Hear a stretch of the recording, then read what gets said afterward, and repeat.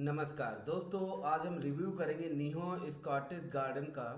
तो सबसे पहले सोसाइटी की ब्रीफिंग करते हैं। दोस्तों, अब तक मुझे ये लगता था कि जब भी मैं अंडर कंस्ट्रक्शन प्रोजेक्ट का रिव्यू करता था तो बिल्डर के यहाँ से ज़्यादातर जो सेल्स टीम होती थी, चाहे वो बिल्डर के पेरोल पर हो या फिर कोई डीलर जो रियल एस्टेट कंसल्टेंट होते तो उनकी टीम वहाँ पर बिल्डर के ऑफिस में बैठी हुई होती है, या जो भी रियल एस्टेट कंसल्टेंट उस प्रोजेक्ट को कर रहे होते थे, उसमें बुकिंग कर रहे हैं, उसको सेल कर रहे हैं, उन लोगों के कमेंट्स उल्टे सीधे आते थे और उनको कुछ ना कुछ बोलना रहता था। मेरा नंबर कहीं ना कहीं से निकाल करके उनको तकलीफ होती थी। शायद हो सकता है मेरी वीडियो से उनको कोई तकलीफ, जस्ट लाइक कि कोई सेल्स में प्रॉब्लम आती हो, लेकिन मैं तो सिर्फ सही बोलने की कोशिश करता हूँ जो मुझे सच्चाई दिखती है। और उसके पीछे ये पर्पज़ नहीं होता है कि उनकी सेल कम हो जाए या सेल ना हो, और सेल तब भी होती है, बट लोग सही और गलत दोनों चीज़ें सोच करके फ्लैट को खरीदते हैं। बस मेरा यही पर्पज़ है।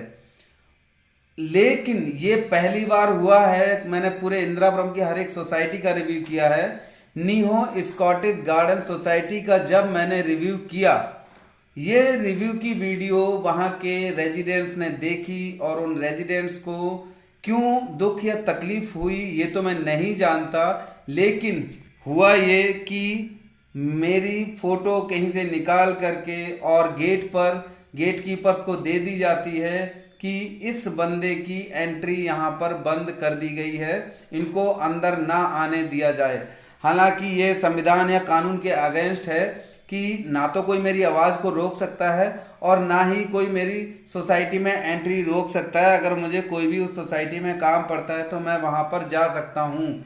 लेकिन बात तो यहाँ पर आती है कि आखिर नीहो स्कॉटिश गार्डन के रेजिडेंट्स को या वहाँ के सेक्रेटरी, प्रेसिडेंट या कौन लोग हैं जिन्होंने मुझे वहाँ पर जाने के लिए मना किया गया है, या उन्होंने ये कहा कि हाँ यहाँ पे इनकी एंट्री बैन है, यहाँ पे इनको अंदर ना आने दिया जाए। आखिर उनको इस बात से क्यों तकलीफ है कि हाँ मैंने इस सोसाइटी का रिव्यू किया और मैंने अगर कुछ गलत बोला है तो उसको साबित करें कि हाँ वाकई में मैंने कुछ गलत बोला है। मुझे जो उसमें कमियां दिखी मैंने तो सिर्फ वो बोल दिया। अब कमियों को उजागर करना, और वो भी उसके लिए जो व्यक्ति अपनी गाढ़ी मेहनत की कमाई से उस सोसाइटी में फ्लैट लेने जा रहे हैं, अगर उनको मैंने ये कहा कि इसमें कोई प्रॉब्लम है जो मुझे नज़र आ रही है तो वो खुद अपनी सूझबूझ से भी जांच पड़ताल कर सकते हैं। अगर उन्हें मेरी बात गलत लगती है या उसमें कहीं कमी लगती है तो वो तब भी उस सोसाइटी में फ्लैट खरीद सकते हैं। मैंने किसी को रोका नहीं है कि कोई वहाँ पर फ्लैट ना ले। तो आखिर इसकी क्या ज़रूरत आ पड़ी कि मेरी एंट्री को बंद कर दिया गया और मुझे अंदर जाने से रोकने के लिए गेट पर कहा गया है? शायद इन लोगों को भी। और दूसरी चीज़ तो ये है कि आखिर वहाँ के सेल परचेज से उनके जो भी आरडब्ल्यू का या अपार्टमेंट ऑनर्स एसोसिएशन होता है तो उनके मेंबर्स को आखिर क्या तकलीफ है? उनको तो कोई तकलीफ होनी नहीं चाहिए भाई। हर किसी का एक अपना रेट होता है, अपना बेचना या खरीदने का प्रोस्पेक्ट होता है, तो उसको लेकर के वहाँ पे आरडब्ल्यूए के मेंबर्स को या एओए के मेंबर्स को ये डिसीजन लेने का क्या हक है या नहीं है, ये एक संशय वाली बात है। वैसे वो नहीं कर सकते, ये तो मैं जानता हूँ, बट मुझे ऐसी कोई ज़रूरत नहीं है जिसके लिए मैं वहाँ पर जा कर के इस बारे में बात करूँ या आगे कुछ एक्शन लूँ। उसकी मुझे ज़रूरत नहीं है। अगर ऐसी कोई ज़रूरत होगी तो फिर मैं वो करूँगा। लेकिन मुझे ये महसूस हुआ कि वाकई में लोगों को सच से कितनी तकलीफ होती है, सत्यता लोगों से बर्दाश्त नहीं होती है।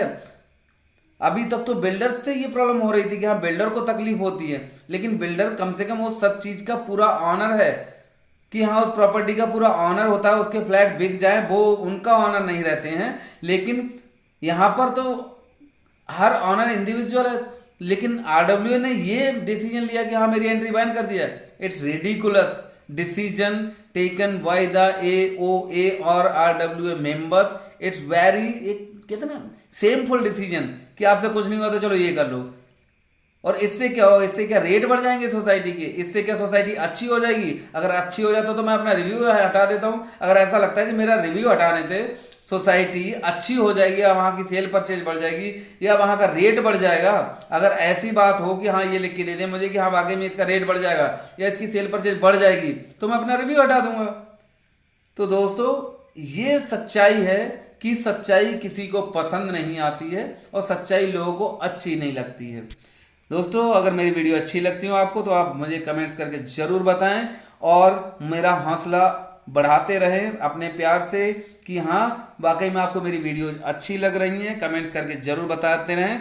Thank you very much. मैं अपना काम इसी तरह से जारी रखूँगा बिना किसी से डरे हुए, इसी तरह से बेबाक सच्चाई को बताता रहूँगा, अंजाम चाहे जो भी हो। Thank you very much.